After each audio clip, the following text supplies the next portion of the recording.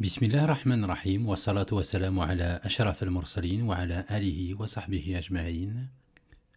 La Hadra Arounia, le suivi de la passion au cœur du Ha de l'Ism al-Mufarad. Étant donné que les flux spirituels sont de plusieurs types, soient-ils lumineux ou ténébreux, les cœurs eux aussi sont divisés en plusieurs catégories. Ainsi, celui qui tirera sa connaissance et son état spirituel de l'arbre béni, relié aux prophètes et aux messagers, aura un cœur lumineux, placé dans la catégorie des cœurs recevant les manifestations des noms et des attributs divins. Leur lumière débordera et affectera leurs membres, au point que ces personnes ne s'éloignent jamais de la parole. Dis, si vous aimez vraiment Allah, suivez-moi. Allah vous aimera alors et vous pardonnera vos péchés. Allah est pardonneur et miséricordieux. Sourate 3, verset 31. Quant à celui dont la science et l'état spirituel ne sont pas liés à la guidée issue de l'arbre béni, son cœur est ténébreux, et on en constate l'effet sur ses membres à travers du fait que ceux-ci accomplissent des choses contraires à la loi divine. C'est la raison pour laquelle nous considérons, dans cette Hadra Arounia, le côté matériel du cœur et son penchant vers l'or et les richesses, du fait que ces matières sont ténébreuses. Elles ont influencé sur les cœurs des Banu Israël au point qu'ils se prosternèrent devant le veau. Ceci parce qu'ils avaient pris leur science et leur état spirituel de As-Samiri, dont le lien avec l'arbre de la prophétie était rompu. C'est ici que l'on se rend compte de l'importance primordiale de la lumière prise de l'arbre béni, de cheikh en cheikh jusqu'à la source des secrets et des lumières, Sayyiduna Muhammad, sallallahu alayhi wa sallam. Le faux peut en effet apparaître sous l'apparence du vrai, et il égare alors toute personne chez qui la vision intérieure fait défaut.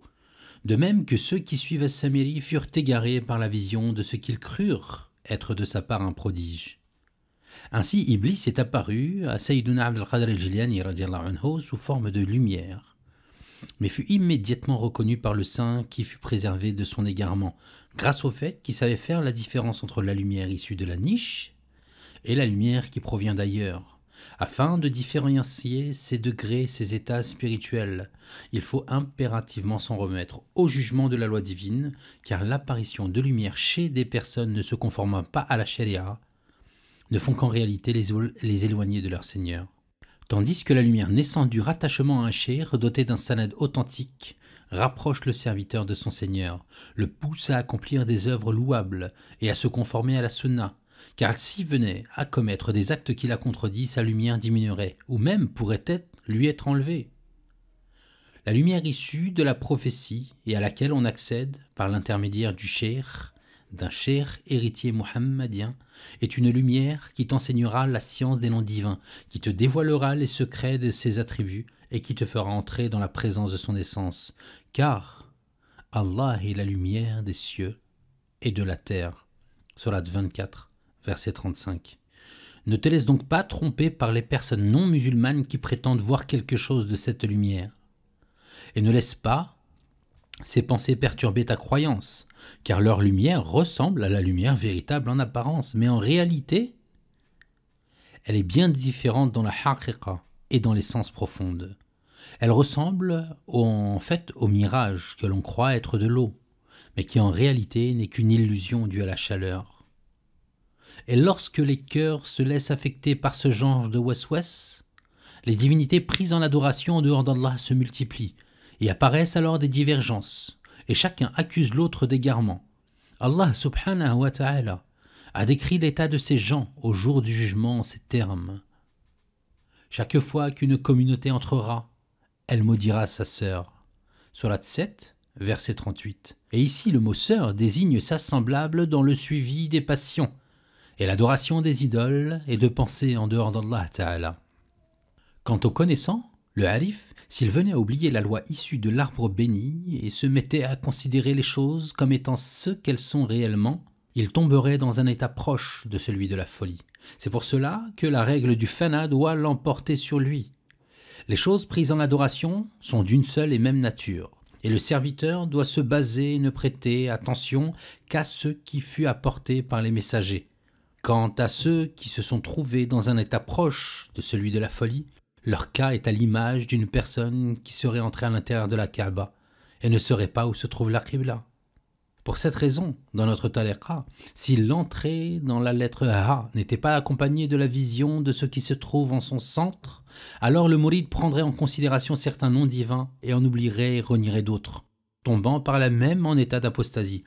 Si en revanche, il fait du centre du Ha sa seule préoccupation et l'objectif à atteindre, alors il réunira dans son cheminement toutes les parties du Ha.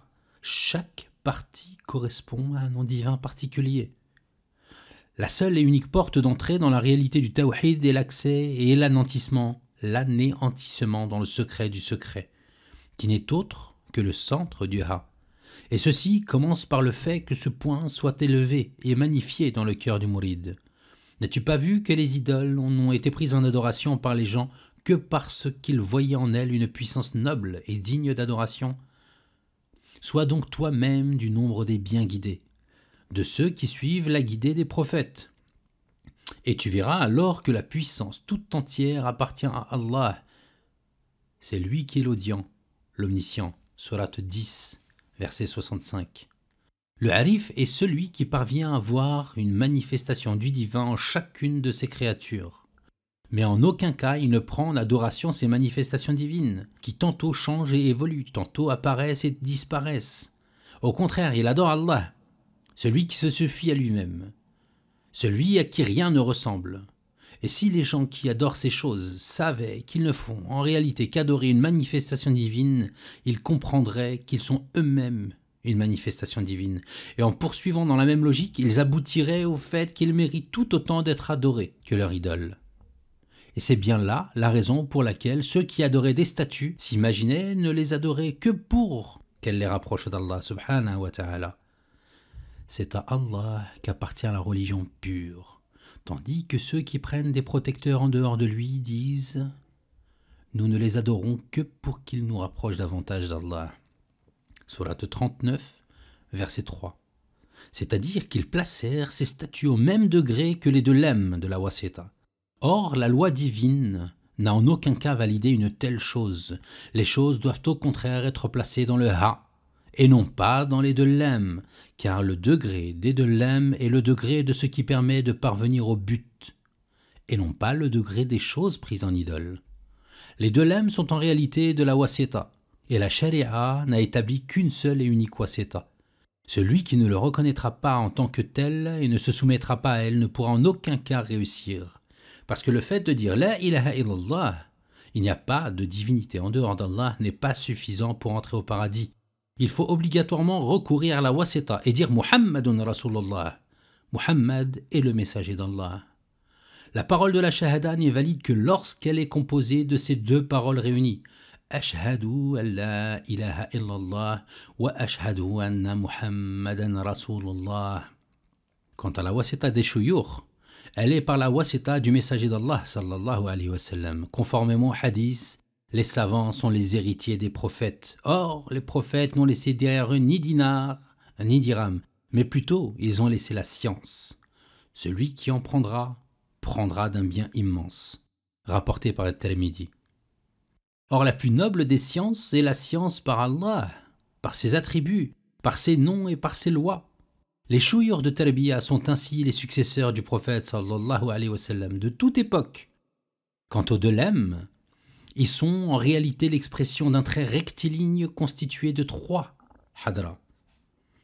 La hadra de l'ism, Allah, la hadra de l'ism al-Wali et la hadra de l'ism al-Mu'min. Le cheminement se veut être un cheminement qui remonte le long de ce trait en commençant par l'accomplissement du serviteur au travers du nom al-Mu'min, puis au travers du nom al-Wali, avant d'arriver au dévoilement des secrets du nom Allah. La marque de début de ce cheminement vers cet accomplissement spirituel est la sortie du serviteur des ténèbres vers la lumière, et ceci fut très clairement décrit dans le Coran. Allah est le wali de ceux qui croient. Il les fait sortir des ténèbres vers la lumière. Sourate 2, verset 257. Et à l'inverse, Allah subhanahu wa ta'ala dit « Certes, Allah ne guide pas le peuple mécréant. » Sourate 5, verset 67. Ainsi donc, le serviteur affecté par le shirk et le kufr n'atteint pas la guidée. Il demeure loin de la présence divine. Et la chose la plus importante dont profite le croyant au travers de la wasita, c'est la guider. Mais à partir du moment où cette wasita n'est pas reconnue comme telle chez les mécréants, Allah ne leur accorde pas la guidée. Allah ne guide pas. La yahdi. Ces personnes demeurent donc dans l'égarement. C'est ici que l'on se rend compte de l'importance de la wasita, dont l'exemple le plus parfait est évidemment notre prophète sallallahu alayhi wa sallam, puis les héritiers radiyallahu anhum. C'est pour cela que le harif doit être doté d'une grande capacité à goûter les sens profonds, afin d'en être en mesure de différencier l'égarement qui se manifeste sous des apparences de guidée et la véritable guidée. Celui donc ayant accédé au secret, ou bien au secret du secret, ou même au secret du secret du secret, et qui demeure sans goût ni ressenti spirituel profond, celui-là est totalement sec.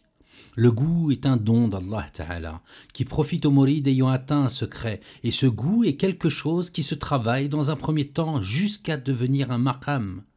Et dans notre tariqa, l'exemple de celui qui goûte et de celui qui ne goûte pas est comme l'exemple de deux personnes à qui on a donné 1 kilo de miel. L'un d'entre eux mangerait tout le miel d'un seul coup, mais lorsqu'on le questionnerait au sujet de ce qu'il vient de manger, il ne saurait rien dire de plus que j'ai mangé du miel. Quant au second, de ce kilo de miel, il en mangerait simplement 1 cuillère. Mais avec elle, seulement il saurait dire de quel genre de miel il s'agissait, à partir de quel arbre l'abeille a été produit. Quels sont ses bienfaits?